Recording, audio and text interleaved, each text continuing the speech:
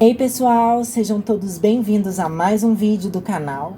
E eu tô vindo aqui hoje para apresentar para vocês mais uma espécie de Pachyphyton, tá? Uma espécie natural, para dar continuidade aí na nossa série sobre identificação de espécies.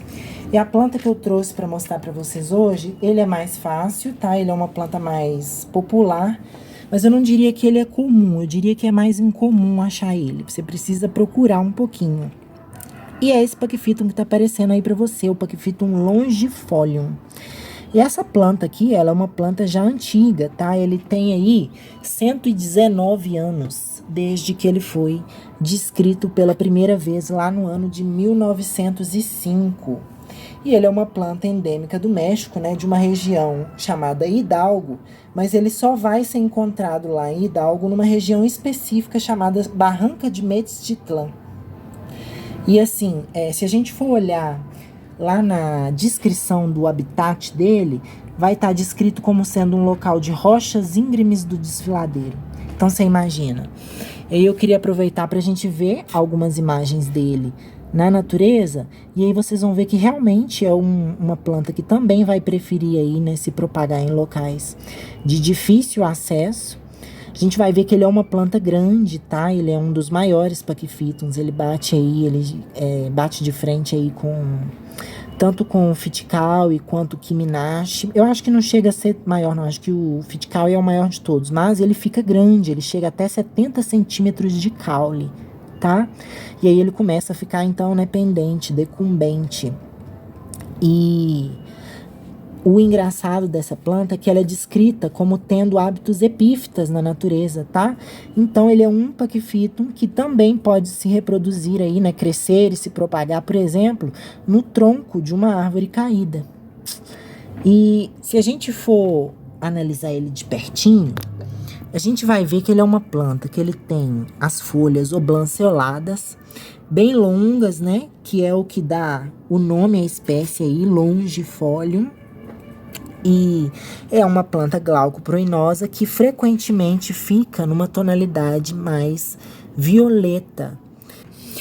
E é uma planta que vai mudar também bastante de forma e cor aí, dependendo de como é cultivado. Então eu queria mostrar para vocês em cultivo que a gente vai encontrar plantas que parecem estar mais compactas e com uma folha mais curta, outras com folhas mais compridas, com folhas mais pontiagudas, com folhas mais arredondadas, cores mais escuras, cores mais esverdeadas, mas que são todos a mesmíssima planta, tá? O que muda é só como ela está sendo cultivada, em relação também ao clima, de onde ela está sendo cultivada e etc.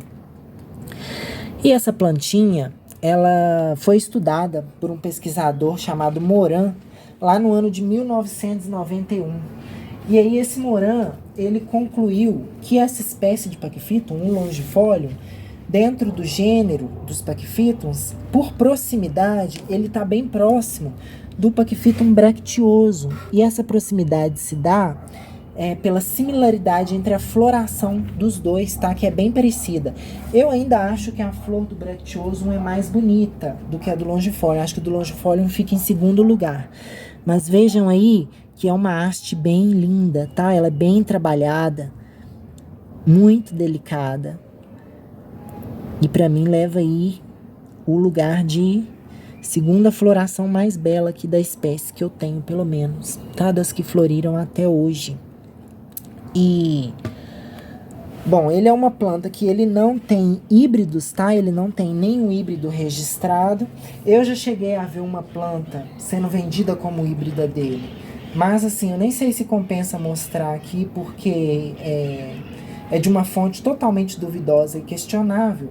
Mas foi essa espécie aqui, ó, que eu preciso primeiro verificar a floração antes de afirmar qual espécie de Pachyphyton foi usada na cruza dessa Pachyveria, tá?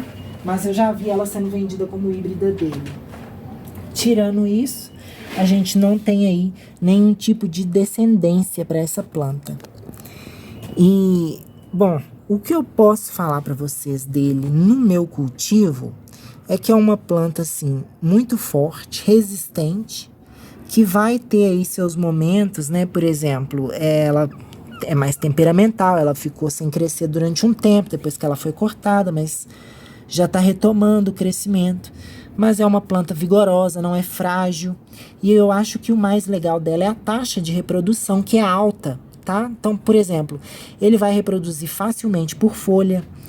Por caule, eu não diria que é a melhor maneira, mas ainda assim, se a gente for olhar a decapitação, quando eu decapitei o meu, eu também decapitei outras espécies, como ovíferum e glutinicaule, por exemplo. E se as outras espécies me deram 2, 3 mudas no caule, esse me deu o dobro, né? Ele me deu 6, 7. Então, ele tem uma taxa de reprodução maior. Mas é uma espécie que a gente nem precisa ficar preocupada em reproduzir, porque veja bem, olha aqui. E nem são mudas por indução, tá? São mudas dele mesmo, da própria planta. Ali tem outra, ó. Num que tá bem menorzinho.